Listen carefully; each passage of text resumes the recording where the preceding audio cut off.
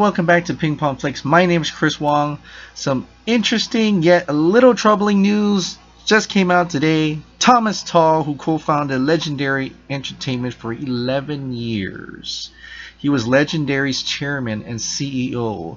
Pretty much the guy who said, let's do Godzilla, let's do Kong Skull Island, let's do Pacific Rim, let's do Warcraft, let's do Man of Steel, let's do Dark Knight Trilogy. The guy, the head honcho himself quit. He quit. He left Legendary as CEO of Legendary, and I'm trying to read this article, and this is the question: is this bad? Is Godzilla, Kong, the MONSTERVERSE, Pacific Rim, all that, is it gone? Are we in trouble here? And I'm here to tell you maybe, but not right now. So what is all this anyway? I'm trying to read. You can go ahead and read this Deadline.com article up. I'll try to put it in this the summary this time around. But basically, Legendary has a partnership with China, right? And we all know China makes the big bucks. I mean, that's where all the money came from for Pacific Rim. It didn't do that good here in America, but it made a ton of money in China, including Warcraft. Warcraft bombed here, but made a ton of money in China. So China is very important. And including that Great Wall movie that came out, that was part of that partnership. That's why we got Matt Damon and Andy Lau in the same movie. You know, it's that huge partnership they had with the, apparently, what is it called, the Wanda Group, and a lot of this is a lot of, not political, I would say, but economical, business type deals and things like that, and there's a lot of things like the Thomas Tull leaving scares a lot of people and scares a lot of kaiju fans and the MONSTERVERSE. They actually called this the MONSTERVERSE, so I'm gonna use that term from now on because that's better than Kaijuverse, because that would just talk about Pacific Rim, right? But anyway, but it is troubling per se, for not right now, but maybe in the future, because Thomas Tull was such a geek, man. He did this whole thing. He knew about King Kong versus Godzilla. He fought for it, even though, you know, the box office money wasn't as much as they thought it would make, but it did break, you know, it did make its money back and then some. And they are going to do Godzilla 2, King of Monsters. They are going to do Pacific Rim Uprising. They're doing the Kong Skull Island, and then he really wanted King Kong. He did that, you know. He brought it together. King Kong versus Godzilla. Let's do it. Let's make this whole monster. I want to go nuts with it. Total geek. And that's the kind of people we like in the industry, because they're the ones that fuel the fans and fuel our passion to watch these monster kaiju movies. And I really, really hope that he stayed on board. But, you know, don't worry, because apparently to this article, he's still going to be a producer to day by day in this, but he's just not going to make those large decisions. And that could just, you know, that could just make or break it, because right now, two things are happening at Legendary. Jack Gao, he was a group of blah blah blah blah blah blah, which you'll never remember.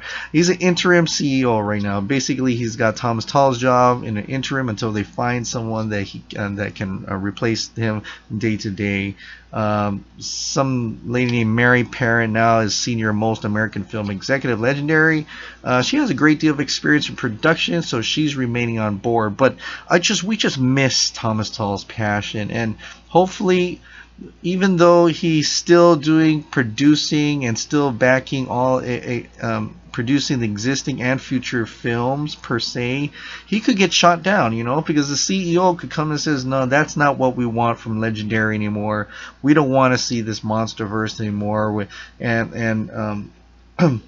Let's move on to something else. And that's gonna be crappy. That's gonna suck hard, because I love this guy's vision on what he was trying to do. And and not to say that it's going to go anytime soon, but let's just think about it just for a second, that what if he comes in, he's producing, and probably our existing film slate is safe. Pacific Uprising is safe. I'm saying hopefully Kong Skull Island's safe for sure. Hopefully Godzilla 2 is safe. Hopefully Godzilla vs. King Kong is safe. Hopefully all those are safe. And in this existing film slate that they're going to continue to make it, we're going to just finish Thomas Tull's vision. Let's keep doing over. The one thing that could all come crashing down if Kong Skull Island does not make money. All of a sudden, Kong Skull Island is very important. It is massively important now that it generates the money that is needed to blow this whole thing wide open, to take MonsterVerse to the next level, including Pacific Rim Uprising. That's gonna make bank. It's gotta make bank here, and most importantly, it's gotta make huge bank in China, where the shareholders are. That's the most important part. We can love it as much as we like, but like the DCEU, if Wonder Woman and if Kong Skull Island, these has become the most important films in order to garnish, if there is a future for these two franchises. That is troubling to me. I'm at loss. If I hope they can find a way to keep Thomas Tull from making, have him still make the decisions that he wants to make without being thumbed down by some guy.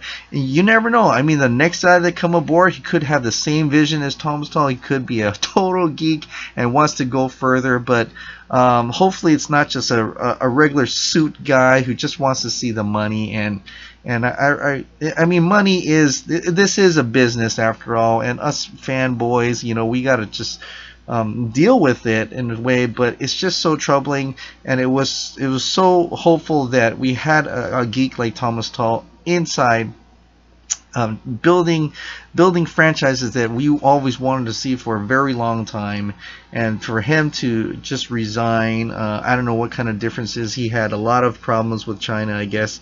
I don't know what that was, and they're not disclosing that. They're keeping it at the professional level, which is good, and I'm like that he's still on board and producing the existing and future film slate. But all in all, I'm still worried about the future from here on, but hopefully the existing film slate is safe. And this MonsterVerse is still safe, but there's some troubling things ahead in this future, and I can't believe it. I mean, just all the weird stuff that's happening with the two companies that two franchises that I really wanted to work, the DCEU and the MonsterVerse. I hate reading about these things. I don't know. It's not not clickbait. The other one is, but the DCU stuff is clickbait, but this is not. This is an actual business thing that has happened that could have ramifications. Hopefully it doesn't. But man, I'm not a huge fan of the Marvel or Star Wars, but you always see good things about those companies.